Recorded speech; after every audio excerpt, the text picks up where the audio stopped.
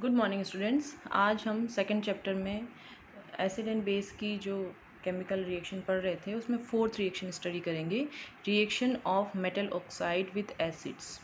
Okay, when metal oxide react with acid it forms salt and water. Metal oxide और acid की जब reaction होगी तो salt का फॉर्मेशन होगा और वाटर प्रोड्यूस होगा। For example, when copper oxide CuO reacts with hydrochloric acid, it forms copper chloride and water molecule. सो इस टाइप की जब रिएक्शन होगी तो क्या होगा कि यहाँ पर जो सॉल्यूशन है वो ब्लू ग्रीन कलर का हो जाता है। अब इस रिएक्शन से पहले हमने पढ़ी थी न्यूट्रलाइजेशन रिएक्शन, जहाँ पर क्या हुआ था, बेस और एसिड की रिएक्शन होती है और सॉल्ट प्लस वाटर का फॉर्मेशन होता है। तो यहाँ पर भी अगर आप देखें, मेटल ऑक्साइड की रिएक्शन अगर एसिड के साथ हो रही है तो भी सॉल्ट प्लस वाटर का फॉर्मेशन हो रहा है। तो इसका मतलब क्या है कि ये जो मेटेलिक ऑक्साइड है यहाँ बेस की फॉर्म में यूज़ में आ रहे हैं, इसलिए इन्हें हम बेसिक ऑक्साइड भी बोलते हैं। So metallic oxides are said to be basic in nature because they give salt and water on reaction with acid.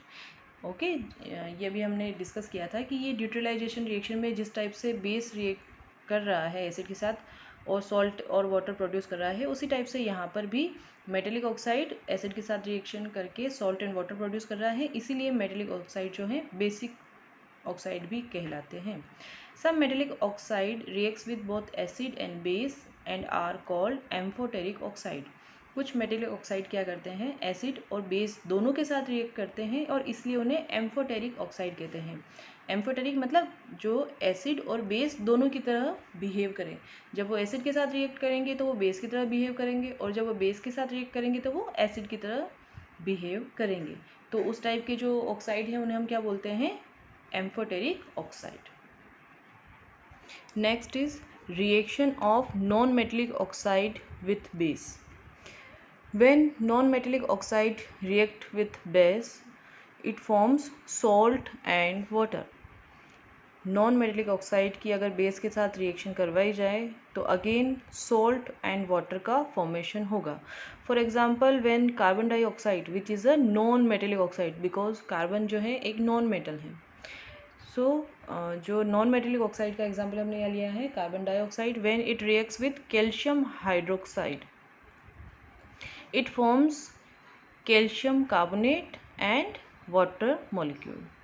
Okay, तो इस रिएक्शन में क्या हुआ, नॉन मेटेलिक ऑक्साइड की बेस के साथ रिएक्शन हुई, calcium carbonate as salt produce हुआ है और वाटर मॉलिक्यूल हमें यहाँ मिला है। So non metallic oxides are said to be acidic in nature because on reacting with a base they produce salt and water. यहाँ पर जो नॉन मेटेलिक ऑक्साइड है, अगेन हम न्यूट्रलाइजेशन रिएक्शन को वापस से रिमेंबर करते हैं, जहाँ पर क्या होगा कि न्यूट्रलाइजेशन रिएक्शन में क्या हुआ था, एसिड और बेस की रिएक्शन हुई थी, सॉल्ट एंड वाटर हमें मिला था। यहाँ पर क्या हो रहा है, नॉन मेटेलिक ऑक्साइड की बेस के साथ रिएक्शन होने पर अगेन सॉल्ट एंड वाटर मिल रहा है, मतलब non metallic oxide as acid behave कर रहे हैं यहाँ पर, इसीलिए नॉन मेटेलिक ऑक्साइड जो हैं एसिडिक होते हैं नेचर में। ओके, नेक्स्ट हैं एसिड्स और बेसेस इन अ वाटर सॉल्यूशन। कभी भी एसिड या बेस को वाटर में डिज़ोल्व किया जाए या उनका एक्वस सॉल्यूशन मतलब वाटरी सॉल्यूशन अगर बनाया जाए, अगर किसी भी सॉल्यूशन में water as a solvent present हो तो उसे हम बोलते हैं एक्वस सॉल्यूशन। तो ये किस टाइप से बिहेव करते हैं हम अब वो डिस्कस करने वाले हैं। Acid produce H+ ions in aqueous solution. जब कभी भी एसिड को वाटर में डिज़ोल्व किया जाता है तो वो hydronium ion H3O+ ion release करता है और एक एनायन भी प्रोड्यूस होता है। इन दोनों की रिएक्शन होगी, एसिड की नेचर आपको पता ही है, वो हमेशा H+ ion hydronium ion release करेगा। ये H+ जो है H2O के साथ रिएक्शन करके क्या बना रहा है, H3O+, और ये Cl- as anion free form में सॉल्यूशन में अवेलेबल रहेगा। All acidic solutions conduct electricity because of the formation of H+ ion in aqueous solution. सारे एसिडिक सॉल्यूशन जो हैं वो इलेक्ट्रिसिटी कंडक्ट कर सकते हैं बिकॉज वहाँ पर एक्वस सॉल्यूशन में H+ आयन का फॉर्मेशन होता है। H+ आयन का फॉर्मेशन होता है, इट मीन्स वहाँ पर इलेक्ट्रॉन भी रिलीज होते हैं, और जहाँ कहीं भी अगर इलेक्ट्रॉन अवेलेबल है तो वहाँ पर इलेक्ट्रिसिटी कंडक्ट हो सकती है। ओके, नेक्स्ट है बेस प्रोवाइड OH- आयन और hydroxyl ion in aqueous solution. जब बेस को वाटर में डिज़ोल्व किया जाएगा तो वो क्या करते हैं, OH- आयन या हाइड्रोक्सिल आयन को रिलीज करते हैं। Alkalis, all bases do not dissolve in water, an alkalis is a base that dissolves in water.